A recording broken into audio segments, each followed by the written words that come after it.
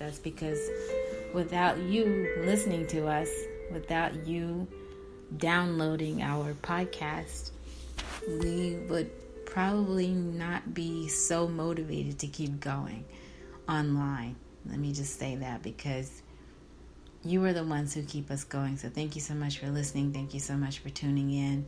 We have a lot of motivation offline, let me tell you. And so that's one reason why we're doing this. My personal story, I get asked all this time. I get asked this all the time, rather. How did I get started in piano? And it was because I have family members that were supporting that. They saw that I had a real interest in piano lessons. And so from a very young age, I was able to get into music making, and it has sustained me throughout my life. Let me tell you, it really has.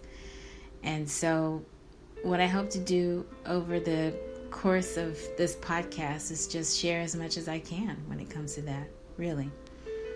And so let me get myself together, because again, I have so many things on my mind. I have an outline in front of me, but I feel like I'm so full with information and just excitement, really, because it's been a really, really big week for us. Thank you so much for tuning in. You're on CMajor Before the Show. I'm CMajor. I'll be right back in a moment.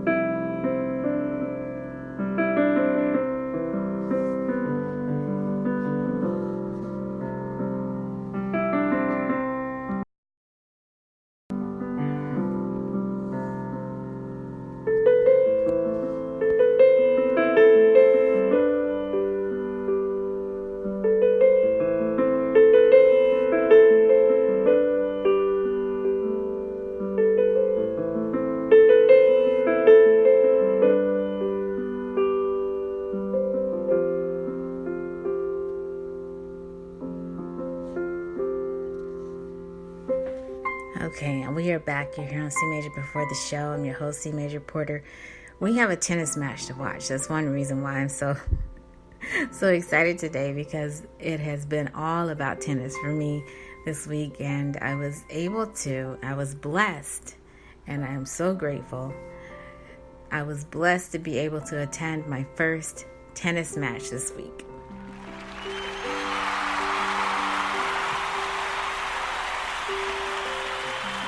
Thank you so much. I almost have tears in my eyes, because it was a very emotional experience for me. Tennis is something that I've watched for years, and I know from my athletic pursuits that it's not an easy sport to play. And so to be able to see it live, to see what these professionals do on the court, and to see the court itself up close was just amazing. So I am so grateful for those of you who made it possible for me to go. And I'm just really, really full right now, and really looking forward to the finals. So if you are in the New York City area, if you happen to be in Queens, hop on that 7 train, get to the U.S. Open if you can, and don't miss all of the good things that are going on over there at that village. And it's just amazing to see it if you can do it. So I'll say a little bit more about sports a little bit later in the podcast, but I just wanted to say thank you up front. We have some announcements. We are going now into our fall season. So thank you so much for that.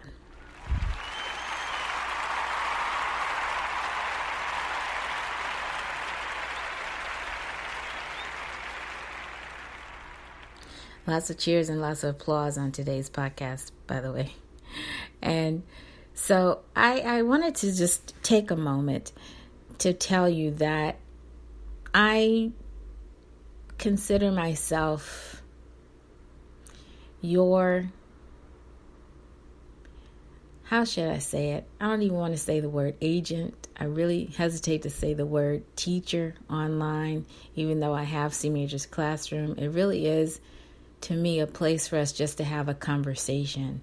So I really am about that. If you can make music making more of a conversation and more of this collaboration, I think we're all better off for that.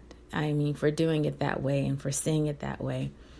And by all, I just mean myself and my students. I don't know how you feel if you are an educator and you happen to be tuning into the podcast. If you are a music professional, I don't know what your thoughts are, but I know I gathered quite a bit of information over the summer, and I'm just becoming more and more clear about what my students need versus what the internet needs for putting music making out there, offering it to the public. And so we're just using that information to help us know how to go forward. Again, offline, I'm very clear about what the needs of my students are. So I'm going to hesitate. I know I said last week, let me just pick up my notes here. I know I said last week that we were going to start a brand new course. And we kind of sort of are doing that. But I'm hesitating to call it a course. I really am. I'm hesitating to call it lessons. I'm not even putting up a syllabus this time. Last time I think we did. And then when the definition of syllabus came across my desk, the formal definition, I said, you know what? Our syllabus doesn't really fit that because we are not aligned with a particular institution that is sponsoring the podcast, that is saying you need to put this information out. You need to put this information out, make it public, make it available for others to see and to download. So we're backtracking a little bit on that. So I hesitate to use the word course, lesson, series. I hesitate to use that because I just don't want to get myself in a jam and you think, okay, this is what she says that she's offering. What I think more than anything, I'm just offering a conversation, really a dialogue. So this podcast is more about just one person giving a lot of comments about what's going on in the music making world from my point of view, what I'm experiencing with my students, what they are driving me to want to talk about, to ask questions about. I really, really had hoped by now to have a few more conversations with educators, especially in the greater New York City area, but you guys are so busy. The educators that I know also work in classrooms, and they've chosen to do that. I also know educators who say they can't work in a classroom. They would rather do that privately. And so if you are a musician and you are out there with the goal of teaching, I get it. You have to decide which place fits the best for you. So good luck with it all. But if any of you are available to have a cup of coffee, just let us know. You can find us on social media, and we can say a little bit more about that as we go along. Now, last week, I did introduce the topic of scents and chords. Were you there for that? I hope so. If not, feel free to download it. We're going to say a little bit about that too. And so also stay with us because in the fall we will be also posting poll questions, live poll questions. And so we want to have you participate in that too. So as we go along, we'll just ask you to participate more and more and more as you can. So this fall, we're offering something called Chords for Students. But again, I'm not really calling it a series. I'm not really calling it lessons. Not really calling it a class. But here's the other good news.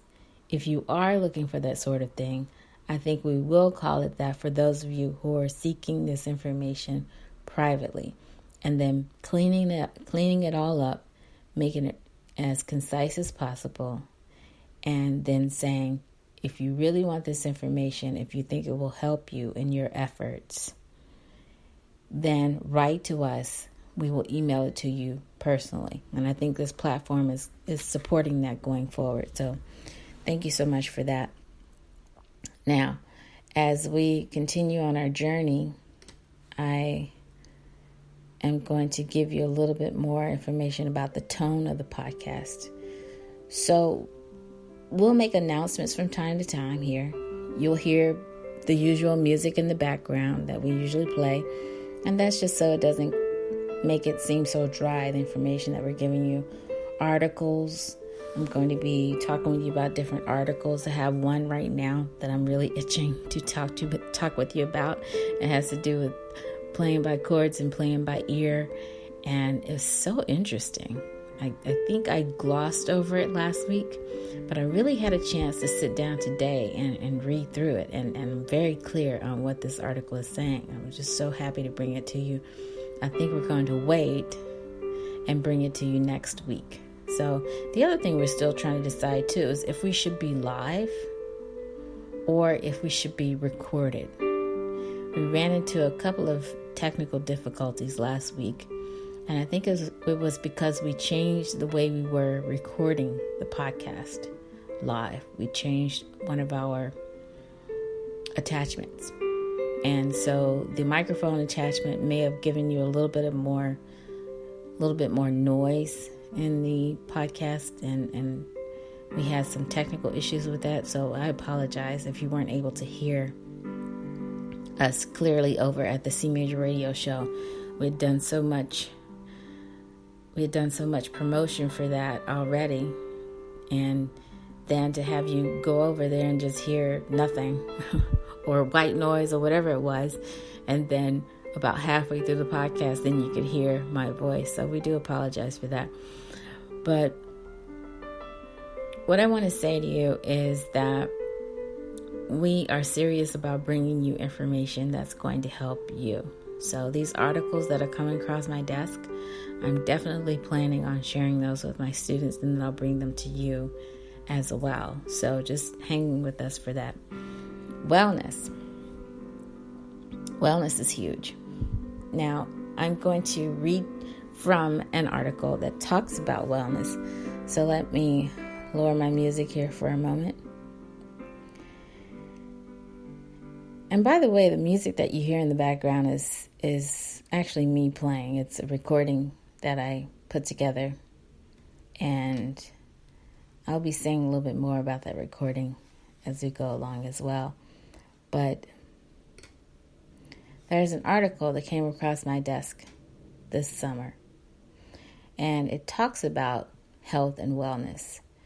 And so the only thing that it's really cautioning us to do as teachers, as private teachers, classroom teachers, whatever the case may be, is to be careful how you are speaking about wellness and health and medicine and well-being, because there's a lot of research out there. And so all I can do is tell you how I used music making to help me. And so that's my response. But there are specialists out there that can really help you with the health and the wellness aspect. So I support my students using music to keep well. And I do promote the opportunity to live healthy and to be healthy and to be well. But there are experts out there who do it way better than teachers. And so just know that we're aware of that. So I want to share the information that comes across our desk in a positive way. And I know you're saying, if he says come across my desk one more time, I have to press the laugh button for that one. But I'll try not to overuse that. But it just means information that comes to us. And so I know that the information that we share is supposed to be positive, and it will be. And we are just using wellness as a shared connection.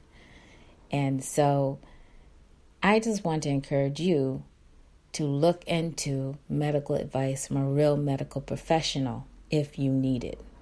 So if you find that playing the piano is helping your heart rate to calm down, or helping you with your anxiety, or helping you to keep your blood pressure at a level where it should be, and you're using an app for that, then I would say get with your medical professional to monitor something like that. That's very serious stuff. I think with me, when I did my research, I was running into a lot of older adults that were making music, and so the wellness seemed like this thing that you would just naturally tie into that. You know, what are these adults, what benefits are these adults achieving from their music making? But I'm not really talking about that. I'm really talking about something as lighthearted as when you're mad and then you go home and you play a few chords and you feel better. Something like that. Or your relationship is not going very well and you come home and you write a song about it, you immediately feel better. And it's a win-win. You are able to use something that was happening to you to be creative and to solve a problem. So we'll talk about that too. To me, that's different, but that's kind of what I'm talking about when I refer to wellness in my own life. And so just be encouraged. You know, there's nothing wrong with being very conscious of your health and what self-care looks like when it comes to music making. Okay, I hope you get what I'm saying.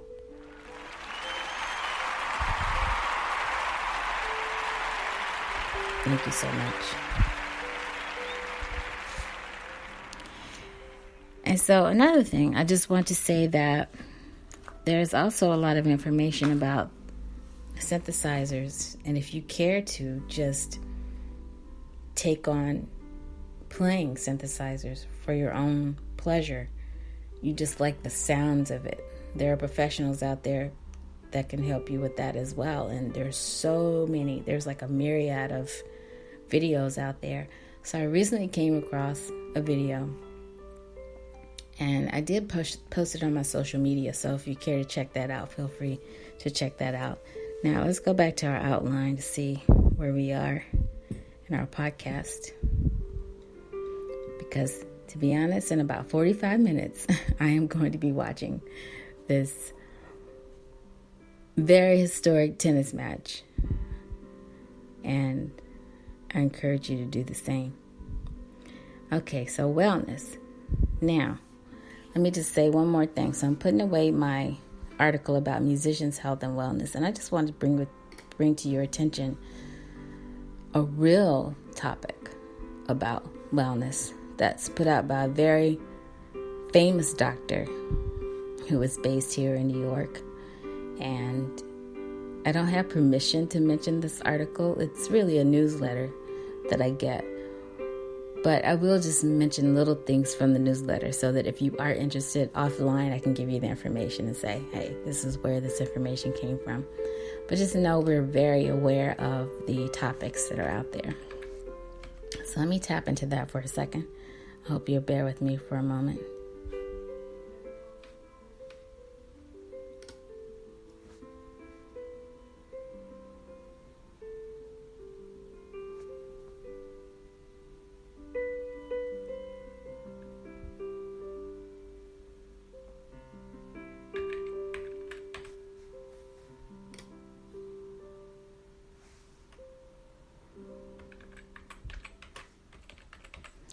And the weather is really gorgeous today, don't you think? I mean, our thoughts and prayers go out to anyone who was affected by the weather this week with the hurricane and all of that. I know that in some places the beaches are actually shut down in New York and the Jersey Shore. So just be careful out there. Okay, now, this article we're talking about.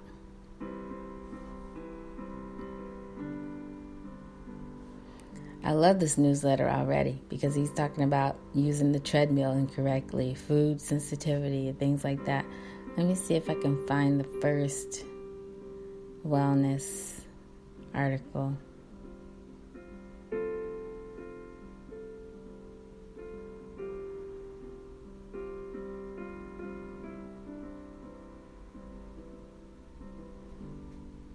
Okay, I think I found it. Okay, so this doctor, very famous doctor, is offering a newsletter. If you care to be an insider in the newsletter, please write to us here on the CMajor Before the Show podcast and let us know. We will let you know how we're getting our wellness wake-up call. And it says, even before you drink your morning coffee. I just love that. But everything from, they're talking about body type to smoothies for weight loss, superfoods, and so forth. So let's just go there, because you guys know I was talking about eating seaweed snacks on the last podcast. Bringing your snacks to the podcast. And I was talking with a student who eats seaweed, the same snacks, and she said, it's really, she said, to my surprise, she said, it's really not seaweed. I was like, well, what is it? So she wasn't really able to tell me what it was, but she knew enough about the snacks that we could talk about it. And so we eat the same types of snacks. But the articles are really great. They're talking about superfoods. So from time to time, we'll just mention this and just encourage you to keep well. Superfoods get such a name for themselves because they give your body the maximum amount of nutrients and often for the least amount of calories.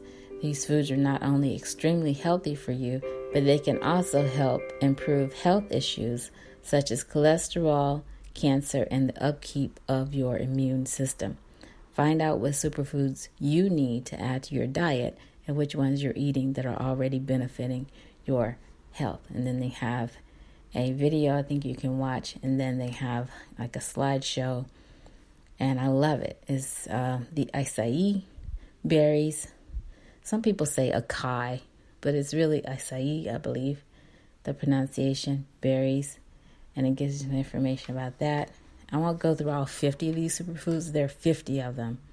Almonds, lower cholesterol, apples boost your immune system. Artichokes lower your risk for heart disease, and asparagus. So those are like the top 5 that I'm seeing.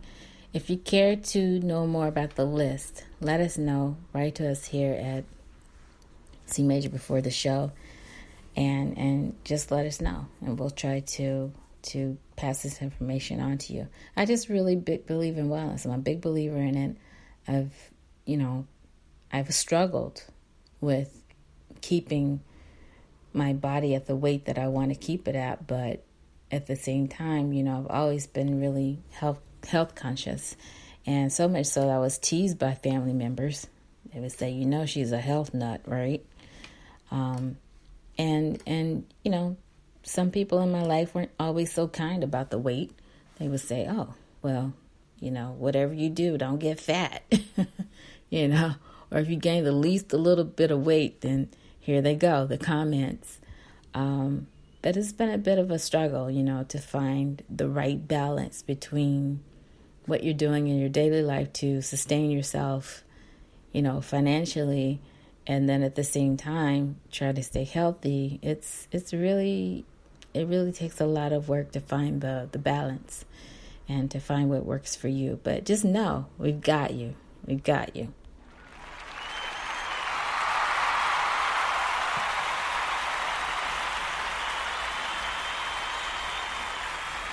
Thank you so much. And then we've got you when it comes to the creativity side of things. There's something in the research world known as creativity and problem solving. And I know it has its own definition, but the way we're defining it for this podcast is that we're saying whatever you can do to find your way to make music, do that. Please find a way to make music if you can, whether it's by chords or whether it's by more traditional means of doing it. I'm a big believer, and if you could just find a way to be creative, you can solve a number of problems that are going on with you, emotionally at least, and just really to get at some of those emotional issues that are bugging you. I know this for a fact because I have friends, and it's all anecdotal.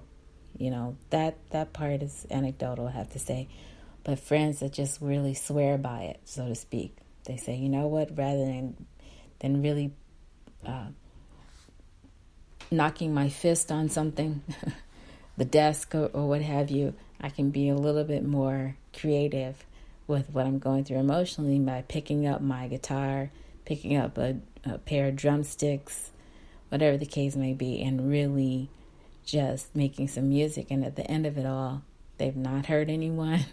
They've actually created something they can use for their gigs and things like that. And so that's all we mean. But from time to time, we will refer to it as creativity and problem solving, and hopefully giving you some ideas for that here on the podcast.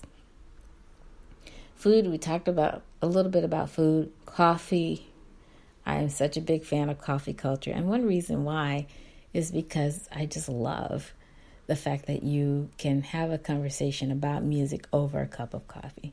It really is that simple in my mind. So you'll find me trying to do that from time to time. Musician friends that I have, I'll just say, look, let's just grab a cup of coffee and just sit down and talk about music.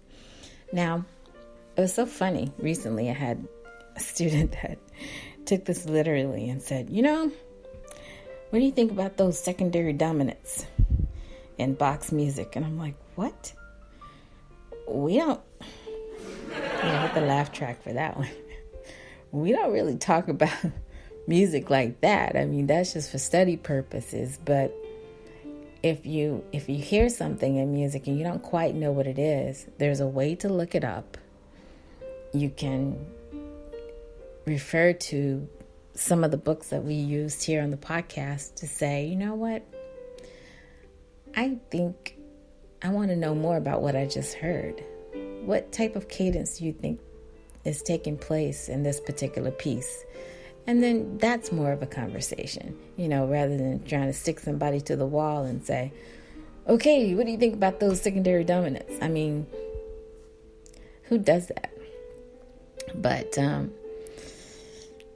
anyway, if you like coffee, if you like tea, we're going to be talking about that quite a bit here on the podcast. Also, going back to food, if you like pumpkin spice season, we'll be talking about pumpkins here on the podcast. And from time to time, you may even see a photo that we've pictured on our podcast episodes for that week or something like that. Now, I want to move into some shout outs.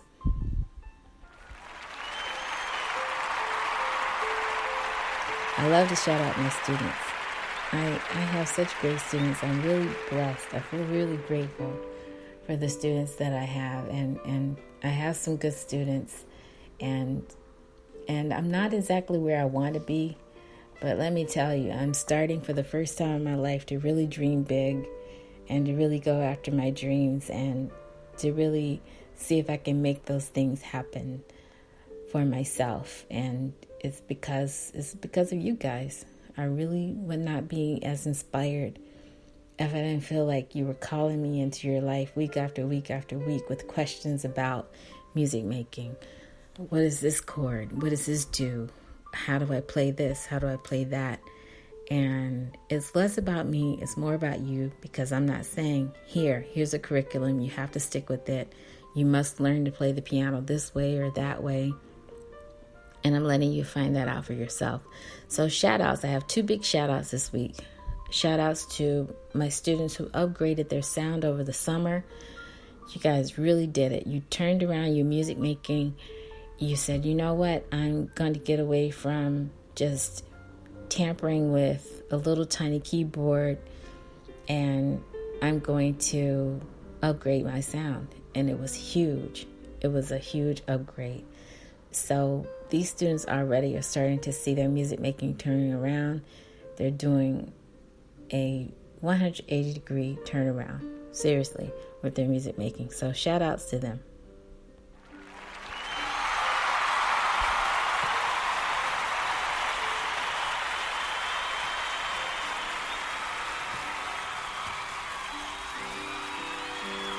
And it really is so nice to see. It really is nice to see and to hear that they're getting serious and they like their new instruments. And so let's just go to piano technique. I want to share with you a little bit of an article, because really, in the name of technology, we're talking about ways that you can improve your piano playing and ways you can also improve your piano technique. I mean, there are a lot of hybrid pianos out there that really sound great. They feel great when you play them. You don't have to worry anymore about getting that pain in your wrist. You're not supposed to be getting that anyway when you play the piano. You're supposed to be relaxed, and you shouldn't have any tension. You shouldn't have any tension in your playing. But I do want to say this. I have, and I have another shout out, but I had a student this week that was so funny. He said, you promised me if I would just practice my technique that I was going to play faster. You said it was going to work, and it didn't.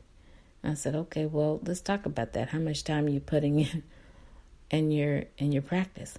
Well, I try to practice 5 minutes a week, but sometimes I don't get to the piano.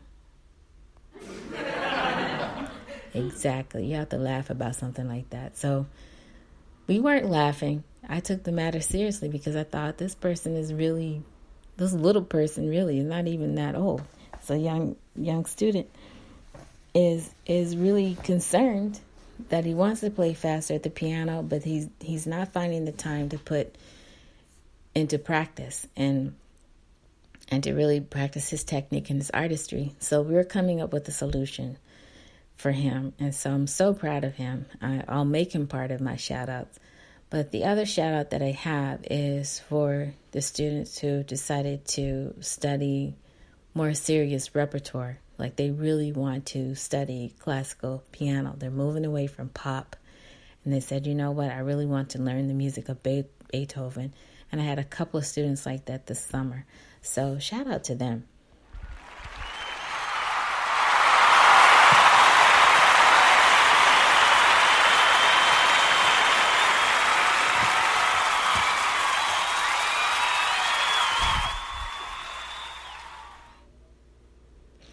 Okay, so a little bit more on the subject of technique. What piano technique is still something that's on the fence. A lot of teachers have opinions about that. Some teachers don't even believe in Hanon, and some teachers are limiting how much studying their students are doing when it comes to the music of Chopin or the music of Bach. But I think of Bach as being ideal when it comes to technique. So his well-tempered clavier is something that I really cling to for my students and really try to get them to see that it's something that you should consider for your piano study if you're going that route. But this article is just talking about, the case of music in the mid 18th to mid 19th centuries, that your muscle technique needed to be more developed because now you have the ability to play octaves and bold leaps and things like that. Now you're moving on to the music of Bartok and Prokofiev, Ravel, Rachmaninoff. I mean, that certainly requires technique. And so go ahead and tap into some of the books that are out there. There's a really great book by someone that I actually had an encounter with online. It talks about the art of fingering when it comes to piano. There's a book about the art of practicing that's out there. The book about where's that other book? The art of piano playing, that's out there too. And then you have books that talk about the fundamentals of piano technique. So it really does take time. It's something that you just commit to and you just really learn over time the proper way, the proper mechanism of playing. So if your goal is to play fast, if your goal is to play powerful, I don't know, talk with your teacher because there are lots of schools of thought out there about that approach. I just don't recall ever having that as a goal. I just recall loving music enough to want to study it. And so now let's go into our discussion about musical knowledge and understanding of how music works. Now, you probably wouldn't believe it by the way that I try to teach people to play by chords and by ear, that I'm even interested in trying to share musical knowledge and understanding with my students, but it is something that's on the forefront of my mind. So most people acknowledge that music is a language, and sometimes it can be helpful to think of music in this way. So I'm quoting from an article, again, that I was able to read over the summer. And it goes on to say, when we have a good knowledge and understanding of the inner workings of language, including grammar, vocabulary, meaning, this increases our ability to communicate effectively. I totally agree with that. We can be clearer, more articulate, and more expressive in what we write or say. Similarly, in order to communicate musically with clarity, accuracy, meaning, and expression, our playing and singing needs to be underpinned by knowledge and understanding of the inner workings of music. Philosophically speaking, that's true. But you know what happens in the real world? As soon as I sit down and I play something and I play it fast, the first thing my student says, teach me that. How can I learn to play that? And they want you to teach that in an hour or 30 minutes. And you just go, well,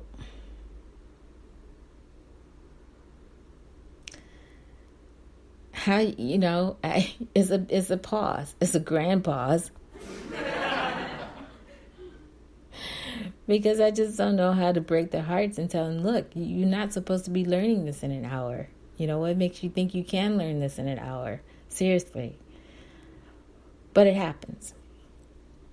The article also goes on to say that when you start talking about clarity, accuracy, meaning, expression, knowledge, some people unhelpfully call this music theory.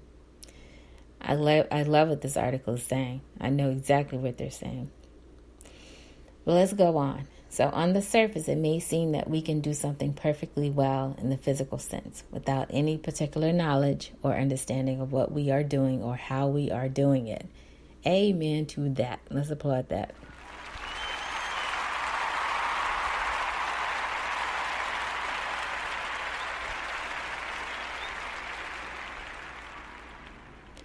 To some extent, this should be entirely possible.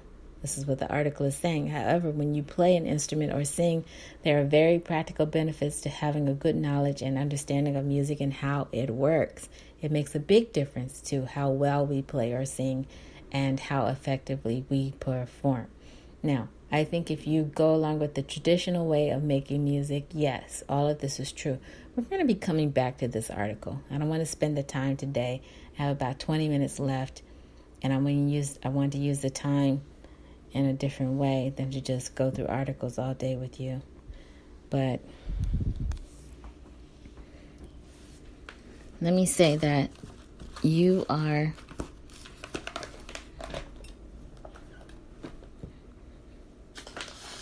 welcome to join us over at the CMajor radio show after the tennis match, though. After the tennis match. And thank you. But we definitely want to see you over there. It'll probably be, if the match goes fast, who knows? Serena just beat somebody in 44 minutes the other night. I couldn't believe that. That was amazing.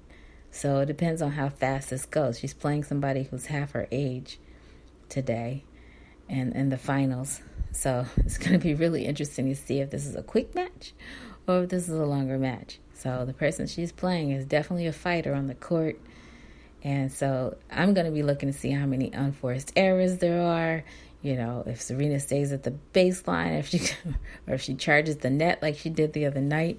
It's going to be really, really interesting to see. But the U.S. Open was amazing. I'm trying to reserve my enthusiasm. But let's just talk about the piano lessons again. Okay, so I've given you some shout outs. I talked with you about the approach to piano playing. I told you that my students were upgrading their sound. They are moving on to higher technology instruments, and I'm really happy for them. And lessons online for us mean that we're going to be reducing our podcast to private lessons online. But you have to ask us for these particular episodes. So the podcast itself will go on. We will still toggle between doing live and recorded podcasts. But if you actually want an actual lesson, see us. Now, what type of lessons will we offer? I'm going to stick with chords. I like being in a little bitty tiny corner where most people are not going to really stay. Most teachers online want to teach you all of it. So even if they're talking about playing by ear or playing by chords, they're going to talk with you about scales. They're going to talk with you about inversions, the shape of the chords. They're going to talk with you about fingering. They're going to talk with you about major versus minor and give you a lot of food for thought. But we're going to break it down in baby pieces. Why? Because I realized the benefit of that. When I first started learning piano, trust me, we took it one letter at a time. And you may say, oh, that's super slow. But until I got to formal lessons, it actually worked for me. I didn't feel overwhelmed. There was no anxiety. Sometimes students have a lot of anxiety. But the piano lessons that we are going to offer may or may not be traditional. So just look out for that. Only if you start to tell me, hey, you know what? I want you to post something for me privately, keep it locked, and then I'll email you. You can send it to me. We'll work it out that way. If you say you want something traditional versus non-traditional, then we'll work it out. But I'm going to be posting my way, my method of teaching non-traditional lessons, which is to teach you by chords. And we'll just take it from there. Again, this has to do with you and what I've been observing about what you want to know and how you want to approach your lessons as a piano. And I will use the word pupil. Why? Because my teacher was old-fashioned, and that's the word she used. I hardly ever heard her use the word students. She always said pupils. So there's a lot to think about. You know, if you're taking non-traditional piano lessons and you are playing chords, sometimes there are no hard and fast rules on how to play the chords. Should you play the chords with one hand? Should you play the chords separately in both hands? Things like that, you know, you can kind of leave up to yourself, and we'll just be providing the information and then just saying, now that you've learned these particular chords, this is what you can take a look at to play. So join us over at the CMajor radio show for that. You're welcome to join us, and probably we'll be online about 6 o'clock. Let me say around 6 o'clock at the earliest, I would say. I'm guessing that. So that's it for lessons online. Going back to sports. So from time to time, I will talk about sports. A lot of people don't know this about me, but I am such a sports fan. Besides music, I really am interested in sports. So it doesn't matter what it is. It could be football, it could be baseball, it could be golf, it could be tennis, it could be lacrosse, it could be cricket, it could be soccer, it could be tennis. Did I say tennis? And I like watching all of it because I enjoy the whole idea of competition. Definitely love swimming, and biking, maybe not so much. But I'm interested in bicycle riding. I am. But I just love it. So from time to time, we'll mention sports here. Another reason why, because I have students that are interested in sports. So why not talk about sports? So I hope you'll join us this fall. It's going to be an exciting fall. What we'll aim to do is give you some food for thought over here, and then say that you're welcome to join us over there at the CMajor radio show, where we will still aim to give you the meat and potatoes of music making by continuing our discussion about chords over there. So what we're aiming to do over here is maybe give you a little bit more of the articles, give you some announcements, talk about wellness, talk about creativity, talk about coffee culture, give you some shout outs, tell you what's coming up on the CMajor radio show, and say you're welcome to join us over there. Talk with you about any developments that we have online. And to keep it focused for the fall, we are working on showcasing chords for students. And in other words, this is something that you can use as you are going along with your classes that you've signed up for fall. So if you're in grade school, if you're in high school, if you're in college, if you're in university, just join us here for that. You've been listening to CMajor Before the Show. I'm your host, CMajor Porter. Thank you so much for tuning in today. It's been great to be with you, and we welcome you to join us over at the CMajor Radio Show. I am going to get ready to watch some sports on television. I will be watching a tennis match, and I hope you will be too. So stay tuned. Make the best music you can make. Don't forget to be grateful for the things that are happening in your life. Good things are coming. Good things are coming for you. Good things are coming for you. Good things are coming for your music making. And don't forget to dream big as well. And we'll see you next time right here on CMajor Before the Show.